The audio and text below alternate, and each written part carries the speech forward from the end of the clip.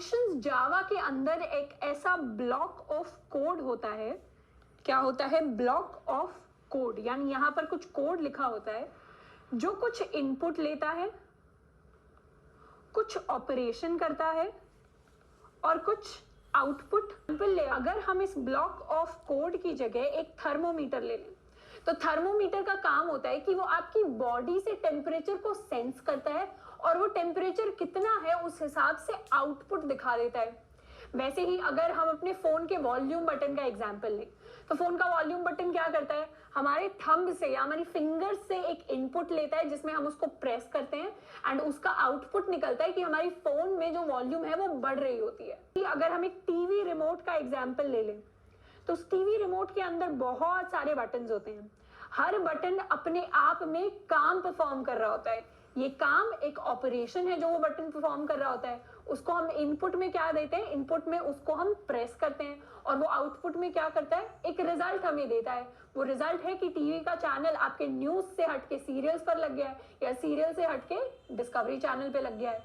तो इस तरीके से फंक्शन हमारे कोड में एक ब्लॉक होते हैं, एक पार्ट होते हैं हमारे कोड का जो कुछ इनपुट लेता है और कुछ आउटपुट रिटर्न करता है एक ऑपरेशन परफॉर्म करने के बाद। अब बात करें अगर कि फंक्शन को हम लिखते कैसे हैं, तो फंक्शन को लिखने का सिंटैक्स कुछ ऐसा होता है। फंक्शंस के अंदर सबसे पहले हम डिफाइन करते हैं उसका रिटर्न टाइप। तो सबसे पहले हम दे रहे होंगे उसका रिटर्न टाइप। अब ये रिटर्न टाइप या तो इंट हो सकता है, फ्लोट हो सकता है, स्ट्रिंग हो सकता है, या ऐसे ही बहुत सारे जितने भी डेटा टाइप्स हमने डिस्कस किए थे वो सारे के सारे पॉसिबल डेटा टाइप्स हो सकते हैं हमारा ये रिटर्न टाइप। रिटर्न टाइप यानी ये किस टाइप की वैल्यू को रिटर्न कर रहा है। अब जावा का जो फंक्शन है वो एक ही टाइप की वैल्यू को रिटर्न कर सकता है, या तो वो इंट हो सकता है या वो एक फ्लोट वैल्यू रिटर्न कर सकता है, स्ट्रिंग वैल्यू रिटर्न कर सकता है। और आगे जाके हम पढ़ रहे होंगे कि एरेज और ऑब्जेक्ट्स ऐसे भी टाइप्स होते हैं, इन टाइप्स में मल्टीपल वैल्यूज एक साथ हम रिटर्न कर सकते हैं। तो यहाँ पर अभी तक हमने जिन भी एग्जांपल्स को देखा है उनमें हम सिंगल वैल्यूज रिटर्न कर रहे होते हैं। तो अपनी क्लास के अंदर भी अभी हम उन्हीं फंक्शंस का एग्जांपल लेंगे जिसमें हम सिंगल वैल्यू रिटर्न कर पा रहे हैं। जैसे अगर फंक्शन का रिटर्न टाइप है इंट, तो हम कर पाएंगे एक इंटीजर टाइप के वेरिएबल को रिटर्न, एंड इसी तरीके से अगर फ्लोट टाइप है तो एक फ्लोट टाइप के वेरिएबल को रिटर्न कर पाएंगे। इसके साथ साथ फंक्शन में एक और स्पेशल रिटर्न टाइप होता है जिसको हम कहते हैं वॉइड। वॉइड यानी नो रिटर्न। जब भी किसी फंक्शन का रिटर्न टाइप हम वॉइड लिख लेते हैं, मतलब वो फंक्शन कुछ भी रिटर्न नहीं करता। अब जावा के अंदर सबसे पहला फंक्शन जो हमने लिखना सीखा था वो था हमारा पब्लिक स्टैटिक वॉइड में, जो हम हर कोड के अंदर लिखते हैं। तो जो भी फंक्शंस मेथड्स की हम बात कर रहे हैं वैसा ही मेन फंक्शन भी होता है हमारे कोड के अंदर, जिसका रिटर्न टाइप अगर आप ध्यान से देखेंगे तो वॉइड है। अब दीदी ये पब्लिक और स्टैटिक क्या है वॉइड के सामने? तो पब्लिक और स्टैटिक दो कीवर्ड्स हैं। पहला कीवर्ड है पब्लिक, दूसरा कीवर्ड है स्टैटिक। ये हर फंक्शन के आगे लिखे जाते हैं जो हमारी मेन क्लास होती है, जो हमारी प्राइमरी क्लास होती है फाइल के अंदर। और ये क्यों लिखे जाते हैं उसके बारे में हम आगे जाकर एक ऊप्स का कॉन्सेप्ट पढ़ेंगे, ऑब्जेक्ट ओरिएंटेड प्रोग्रामिंग नाम का एक कॉन्सेप्ट पढ़ेंगे जिसके अंदर समझेंगे कि पब्लिक का क्या मतलब होता है और स्टैटिक का क्या मतलब होता है। पर अभी के लिए मान लेते हैं कि जितने भी फंक्शंस हम अपनी प्राइमरी क्लास के अंदर लिख रहे हैं उन सब के आगे हम पब्लिक स्टैटिक लगा रहे होंगे बाय डिफॉल्ट। तो पब्लिक स्टैटिक तो हम अपने सारे फंक्शंस के सामने रिटर्न टाइप के सामने कुछ इस तरीके से लगाएंगे। उसके बाद आ जाएगा हमारा रिटर्न टाइप। उसके बाद हम लिखते हैं अपना फंक्शन नेम। अब ये फंक्शन का नाम कुछ भी हो सकता है, जो भी हम नाम देना चाहे वो हो सकता है। बस एक कंडीशन है कि वो जावा का कोई कीवर्ड ना हो। कीवर्ड यानी हमने पहले भी बात की थी कि कीवर्ड्स वो होते हैं जो जावा की एक डिक्शनरी में डिफाइंड होते हैं। उन वर्ड्स के मतलब फिक्स्ड होते हैं, उन वर्ड्स को हम किसी और काम के लिए यूज नहीं कर सकते। तो जब भी फंक्शन नेम हमें डिफाइन करना होता है तब हमें अपनी तरफ से कोई नाम लेकर आना होता है जो जावा को पहले से ना पता हो। जैसे इस फंक्शन का नाम हम लिख सकते हैं प्रिंट माई नेम। तो साफ साफ फंक्शन के नाम से पता चलेगा कि इस फंक्शन का नाम है कि इसे मेरा नाम प्रिंट करना है। या फिर इस फंक्शन का नाम हम दे सकते हैं कैलकुलेट सम। तो साफ साफ पता चलेगा कि ये फंक्शन जो है वो सम को कैलकुलेट करके दे रहा है। अब अच्छे प्रोग्रामर्स हम तब बनेंगे जब हम फंक्शंस के नाम वैसे रखेंगे कि नाम पढ़ते ही हमें पता चल जाए कि ये फंक्शन क्या काम कर रहा है, क्या ऑपरेशन परफॉर्म कर रहा है। तो हमने दो चीजों की बात कर ली। सबसे पहला था हमारा रिटर्न टाइप, उसके बाद हम दे रहे होंगे अपने फंक्शन का नाम। उसके बाद आते हैं हमारे आर्ग्यूमेंट्स। आर्ग्यूमेंट्स यानी इनपुट्स। फंक्शन के पास जितने भी इनपुट आते हैं उन सबको हम कहते हैं आर्ग्यूमेंट्स। तो फंक्शन के पास एक बार में एक आर्ग्यूमेंट भी आ सकता है, दो आर्ग्यूमेंट भी आ सकते हैं और बहुत सारे आर्ग्यूमेंट्स भी आ सकते हैं। कैसे? सबसे पहले हम आर्ग्यूमेंट के लिए डिफाइन करते हैं टाइप, कि कौन से टाइप का आर्ग्यूमेंट आ रहा है। जैसे हमने रिटर्न टाइप डिफाइन किया था, वैसे ही ये आर्ग्यूमेंट का टाइप कुछ भी हो सकता है। ये इंट भी हो सकता है, फ्लोट भी हो सकता है, स्ट्रिंग भी हो सकता है, आपका बूलियन भी हो सकता है, एंड सो ऑन। उसके बाद हम लिखते हैं अपने आर्ग्यूमेंट का नाम। अब जैसे हमें कोई एज इनपुट में देनी है तो हम कैसे लिखेंगे? Int as. एज के साथ साथ हमें उस पर्सन का टेम्परेचर भी देना है जो एक फ्लोट वैल्यू है, तो उसको कैसे देंगे? Float temperature. तो इस तरीके से कॉमा लगा के हम मल्टीपल आर्ग्यूमेंट्स एक फंक्शन के अंदर पास कर सकते हैं, और ये सारे के सारे आर्ग्यूमेंट्स यानी इनपुट्स हम पेरेंथेसिस के अंदर लिखते हैं कॉमा से सेपरेट कर करके। और हर एक आर्ग्यूमेंट का टाइप सेम हो ये जरूरी नहीं है, हम अलग अलग टाइप के आर्ग्यूमेंट्स एक साथ इनपुट ले सकते हैं किसी भी फंक्शन में। अब हमने रिटर्न टाइप लिख लिया, फंक्शन नाम लिख लिया, आर्ग्यूमेंट सारे ले लिए यानी इनपुट ले लिए। अब हम कर्ली ब्रेसेस के अंदर कुछ ऑपरेशन को परफॉर्म करेंगे। जैसे जैसे अपने काम करने के लिए जितने भी कोडिंग वाले स्टेप्स हम मेन फंक्शन के अंदर लिख रहे होते थे, वो सारे के सारे स्टेप्स हम इस फंक्शन के अंदर भी लिख सकते हैं। तो एक तरीके से फंक्शन के अंदर जितनी भी चीजें आप लिखते हैं वो सारी की सारी डिफाइन करती हैं कि इस फंक्शन का काम क्या है और ये क्या ऑपरेशंस को परफॉर्म कर रहा है। अब एक एग्जांपल के साथ समझते हैं। मान लीजिए हमें क्वेश्चन दिया print a given name in a function, तो हम क्या करेंगे? यूजर से एक नाम इनपुट ले लेंगे और एक फंक्शन को कॉल करेंगे। फंक्शन का नाम हम मान लेते हैं होगा प्रिंट माई नेम। अब ये प्रिंट माई नेम जो भी फंक्शन है, इसमें हम अपने नाम को प्रिंट कर रहे होंगे, और इस फंक्शन को एग्जीक्यूट करना यानी इस फंक्शन को कॉल करवाने के लिए जो स्टेटमेंट हम यूज करते हैं कि इस फंक्शन को एग्जीक्यूट कैसे करवाएं, इसको रन कैसे करवाएं, उसके बारे में भी देखेंगे कोड की हेल्प से। अब सबसे पहले हमारे कोड में हमने क्लास डिफाइन कर लिया अपनी फंक्शंस, उसके अंदर मेन फंक्शन हमने ऑलरेडी लिखा हुआ है। अब क्या करेंगे? एक नया फंक्शन बनाएंगे। नया फंक्शन का नाम है पब्लिक स्टैटिक, जो कि दो कीवर्ड्स हम पहले लिख रहे हैं बाय डिफॉल्ट। इसका रिटर्न टाइप हम रखेंगे वॉइड, क्योंकि ये फंक्शन कोई काम परफॉर्म नहीं करेगा। इस फंक्शन का नाम है बस हमारे नाम को प्रिंट करवाना, तो इसको नाम दे देते हैं प्रिंट माई नेम। अब जावा में डिफरेंट वेरिएबल या आइडेंटिफायर, ये जो नाम हमने दिया इसे आइडेंटिफायर कहते हैं जावा में, इनको लिखने के अलग अलग तरीके होते हैं। ये थोड़ा सा हम टॉपिक से अलग जा रहे हैं पर ये जरूरी है सीखने के लिए।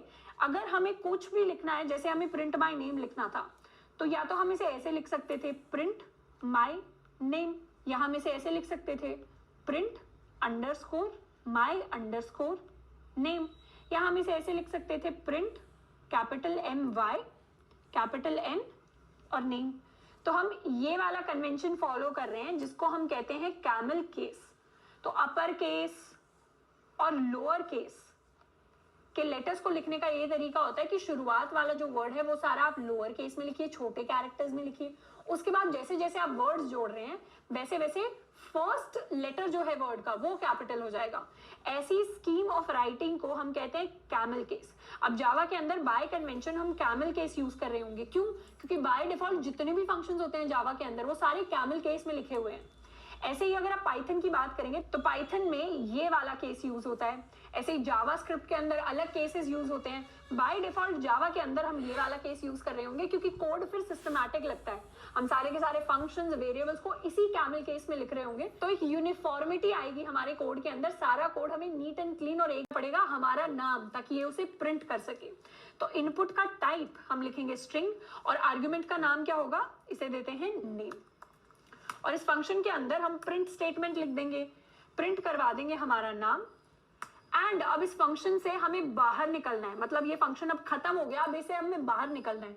तो एक रिटर्न कीवर्ड का हम यूज करते हैं। रिटर्न का मतलब होता है कि जहां से भी आप इस फंक्शन के अंदर काम करने आए थे अब बाहर चले जाइए। अगर ये फंक्शन कुछ आउटपुट रिटर्न कर रहा होता, मान लीजिए इंट ये रिटर्न कर रहा होता, तो यहाँ पर हम रिटर्न में वो इंटीजर जो भी है वो रिटर्न कर देते। तो 1 एक इंटीजर है, तो हमने एग्जाम्पल में 1 लिख दिया कि इस फंक्शन ने प्रिंट करवा दिया नाम को और अब ये 1 रिटर्न कर रहा है। लेकिन हम टाइप रखेंगे void, तो रिटर्न कुछ भी नहीं होगा, एंड ऊपर void। अब इस फंक्शन के लिए हम एक इनपुट ले लेते हैं यूजर से, तो यूजर से इनपुट लेने के लिए एक स्कैनर ऑब्जेक्ट बना लेते हैं स्कैनर क्लास की। तो स्ट्रिंग टाइप का एक नाम इनपुट लेंगे sc.next से, एंड अब क्या करेंगे, इस फंक्शन प्रिंट माई नेम को हम कॉल करेंगे मेन फंक्शन से, यानी मेन फंक्शन से इसको बुलाएंगे और काम करवाएंगे। तो प्रिंट माई नेम पूरा नाम लिख देंगे, फिर लिखेंगे पेरेंथेसिस, उसके अंदर सारे के सारे इनपुट्स हम पास कर देंगे। यहाँ पर एक ही इनपुट है विच इज नेम, उसको हमने पास कर दिया। तो इतना सा ही कोड था अपने नाम को प्रिंट करवाने का। मेन फंक्शन के अंदर नाम को इनपुट लिया, फंक्शन को कॉल किया, तो यहाँ पर हमने कॉल किया फंक्शन को, एंड यहां पर हमने अपना फंक्शन डिक्लेयर कर दिया। जैसे ही हम यहां से कॉल मारेंगे हम पहुंच जाएंगे प्रिंट माई नेम फंक्शन के अंदर, जहां पर नाम हमारा प्रिंट हो जाएगा और रिटर्न कर जाएंगे वापस इसी मेन फंक्शन के अंदर। अब इसको सेव करते हैं और रन करते हैं। आउटपुट जो हमारा आया है उसमें सबसे पहले हमें नाम टाइप करना पड़ेगा, तो नाम टाइप कर देते हैं, और ये हमने इनपुट दिया नाम और वही नाम हमारे लिए प्रिंट होकर वापस आ गया। तो कुछ इस तरीके से हमारे फंक्शन ने हमारा नाम प्रिंट कर दिया, एको कर दिया। अब समझते हैं कि फंक्शंस को यूज करने का मेमोरी पे क्या इंपैक्ट रहता है। जैसे ही हम फंक्शन बनाते हैं अपने कोड के अंदर, तो मेमोरी में क्या काम होता है। मान लेते हैं कि हमारा एक मेन फंक्शन था, तो यहां पर लिखेंगे पब्लिक स्टैटिक वॉइड मेन। अब ये जो मेन फंक्शन था इसके अंदर कुछ कुछ काम हुआ और इसने कॉल किया नए फंक्शन को, और यहां पर हमारा पब्लिक स्टैटिक वॉइड कोई नया फंक्शन था। अब सबसे पहले जितने भी फंक्शंस होते हैं वो सारे के सारे मेमोरी में एक स्टैक की फॉर्म में सेव होते हैं। स्टैक यानी जैसे अगर आपने घर पे जेई की तैयारी करते टाइम किताबें अगर रखी होंगी, या फिर बोर्ड्स के एग्जाम के टाइम किताबें अगर रखी होंगी, तो किताबों को कैसे रखते हैं, एक के ऊपर रखते हैं। एक के ऊपर किसी भी चीज को रखने को हम स्टैक फॉर्मेशन कहते हैं। क्या कहते हैं, स्टैक फॉर्मेशन। जैसे अगर आप प्लेटें रख रहे हैं सीधी, तो आप एक के ऊपर प्लेटें रखेंगे, उसको भी हम प्लेट्स का स्टैक कहेंगे। बुक्स को हम बुक्स का स्टैक कहेंगे। ऐसे ही सीडीज अगर आप एक के ऊपर रख रहे हैं तो उसको सीडी का स्टैक कहेंगे। स्टैक यानी एक के ऊपर एक चीजों को रखना। अब मेमोरी के अंदर जब भी फंक्शन होते हैं वो एक स्टैक की फॉर्म में सेव होते हैं। स्टैक में एक चीज के सेव होने को हम कहते हैं स्टैक फ्रेम। तो जैसे ही मेन फंक्शन बना मेमोरी के अंदर, तो सबसे पहला स्टैक फ्रेम जो हमारा बनेगा वो बनेगा हमारे मेन फंक्शन का। तो यहां पर मेमोरी का ये कुछ हिस्सा होगा जो एलोकेट हो जाएगा हमारे मेन फंक्शन को। इसके अंदर मेन फंक्शन के जितने भी हमारे वेरिएबल्स होंगे वो भी स्टोर हो रहे होंगे, और जैसे ही मेन फंक्शन ने कॉल लगाई होगी इस नए फंक्शन को, तो क्या हुआ, एक और स्टैक फ्रेम आ गया होगा।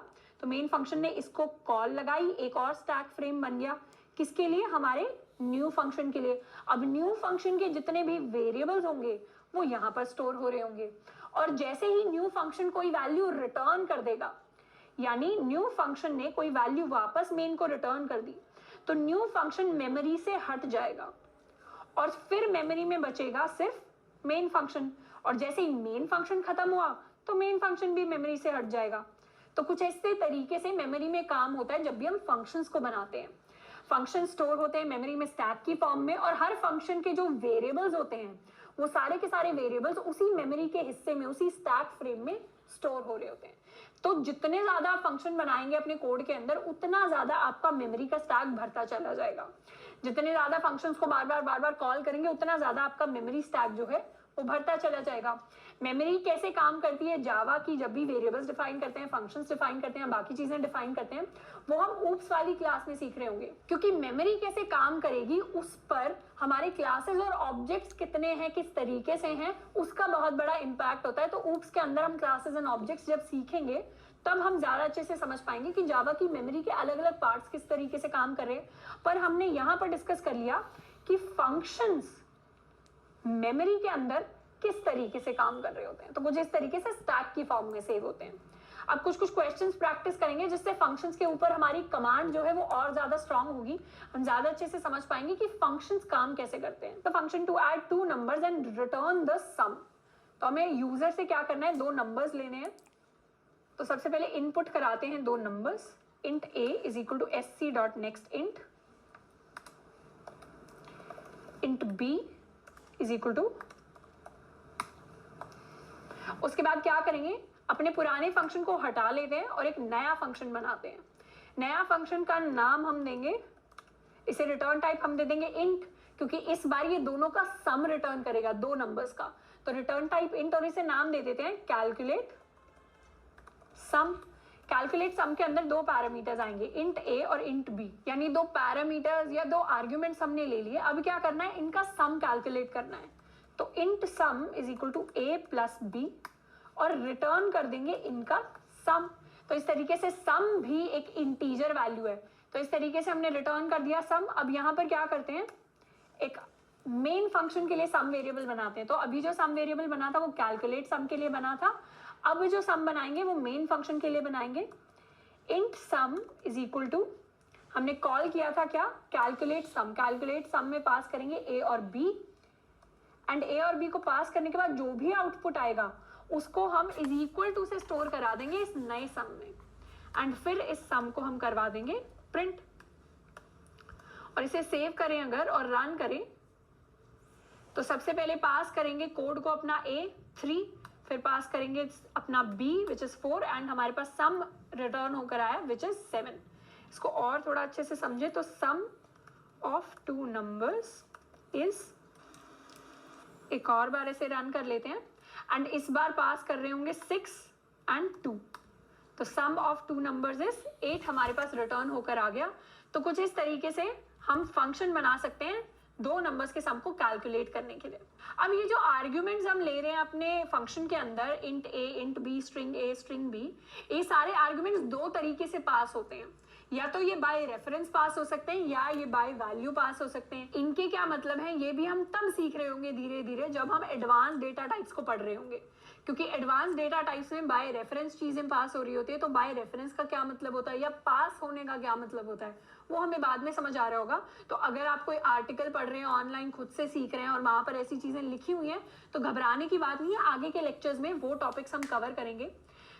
तो अगले क्वेश्चन पर बढ़ते हैं। अगला क्वेश्चन है कि make a function to multiply two numbers and return the product. तो सेम चीज करेंगे, अपना एक फंक्शन बना लेंगे, उस फंक्शन के अंदर आ रहे होंगे दो नंबर्स इंट ए और इंट बी, और रिटर्न हो रहा होगा क्या, ए इंटू बी। अब इसके लिए कोड लिखते हैं, ए और बी तो हमने पहले ही इनपुट ले लिया था, इस बार नया फंक्शन बना लेते हैं, इसको कर देते हैं comment out public static int calculate product. Calculate product के अंदर दो नंबर्स आएंगे, इंट ए और इंट बी। इस बार क्या करते हैं, नया वेरिएबल नहीं डिफाइन करेंगे, हम ए और बी को तो कैलकुलेट कर ही सकते हैं डायरेक्टली, ए इंटू बी, इसी वैल्यू को हम कर देंगे रिटर्न। तो इस तरीके से डायरेक्टली किसी वैल्यू को भी हम रिटर्न कर सकते हैं, हमें एक नया वेरिएबल डिफाइन करने की जरूरत नहीं है। इसे कर लेते हैं सेव। यहाँ पर क्या करेंगे, यहाँ पर भी डायरेक्टली प्रिंट करवाएंगे, नए वेरिएबल में स्टोर नहीं करवाएंगे। यहाँ लिख देते हैं प्रोडक्ट, और यहाँ पर कॉल कर देते हैं अपने फंक्शन को प्रिंट स्टेटमेंट के अंदर।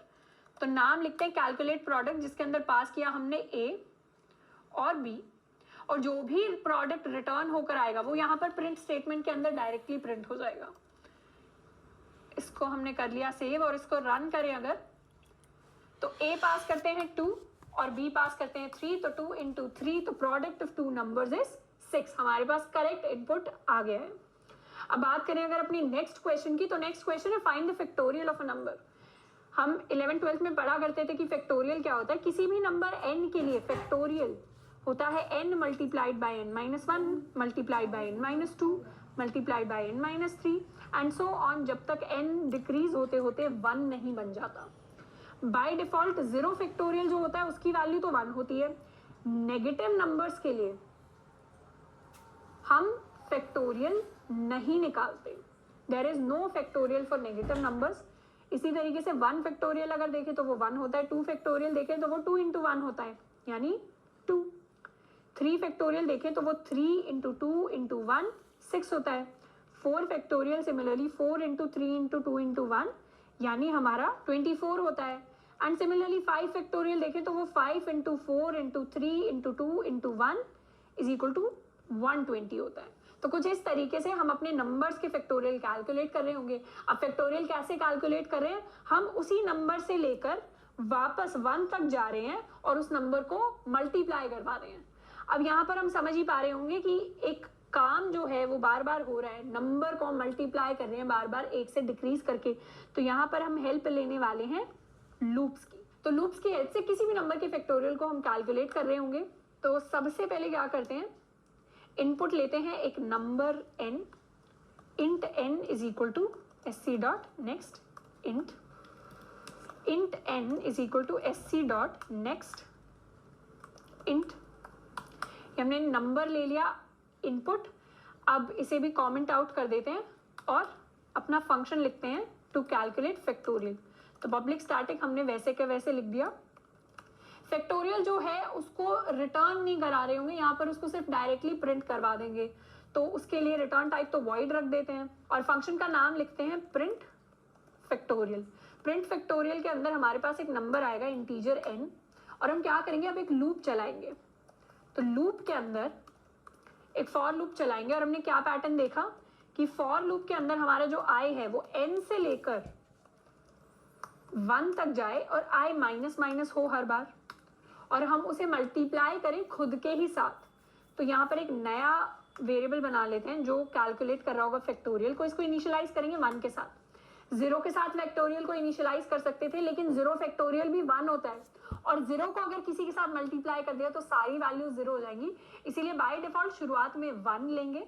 एंड अब हम क्या करेंगे, फैक्टोरियल को हर बार मल्टीप्लाई कर देंगे अपने i से। तो factorial into i and last में रिटर्न कर देंगे अपने फैक्टोरियल की वैल्यू को। यहाँ पर रिटर्न नहीं कर रहे होंगे, यहाँ पर प्रिंट करवा देंगे अपने फैक्टोरियल की वैल्यू को एंड यहाँ से कर जाएंगे रिटर्न। अब एक खास बात यह कि फंक्शन के अंदर अगर आपका रिटर्न टाइप वॉइड है और आप रिटर्न ना भी लिखें तो भी आप इस फंक्शन से रिटर्न हो सकते हैं। बस वॉइड फंक्शंस के लिए रिटर्न हम अभी तक इसलिए लिख रहे थे ताकि रिटर्न का मतलब क्लियर हो जाए।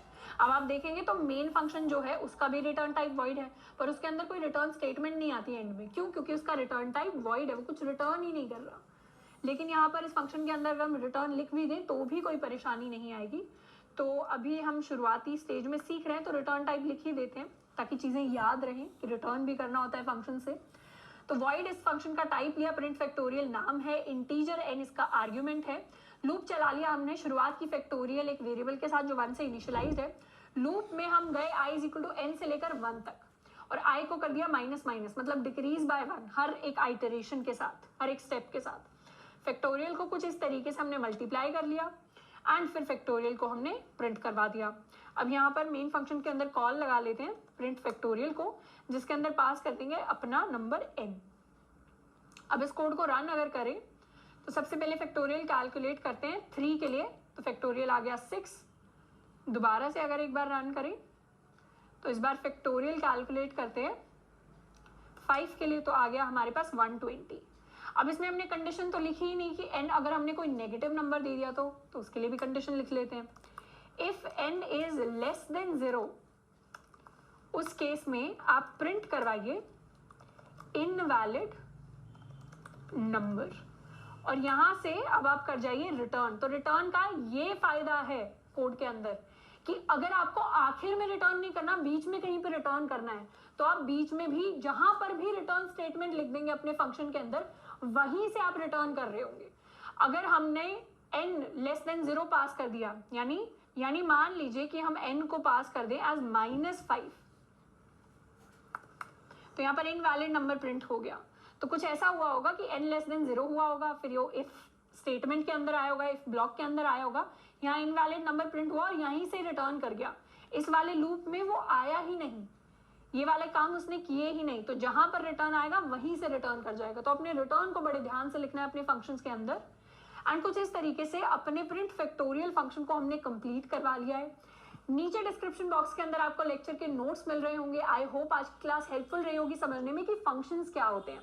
एक और लास्ट चीज हम डिस्कस कर लेते हैं कि फंक्शंस और मेथड्स में क्या डिफरेंसेस होते हैं। तो हम बार बार कहते हैं कि फंक्शंस और मेथड्स पढ़ रहे होंगे।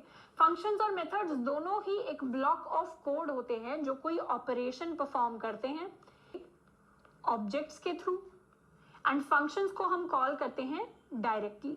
तो यहाँ पर अभी हमने oops तो सीखे ही नहीं, ना हमने कोई ऑब्जेक्ट बनाई है, तो यहाँ पर जितने भी हम फंक्शंस लिख रहे हैं उनको हम फंक्शंस कहेंगे।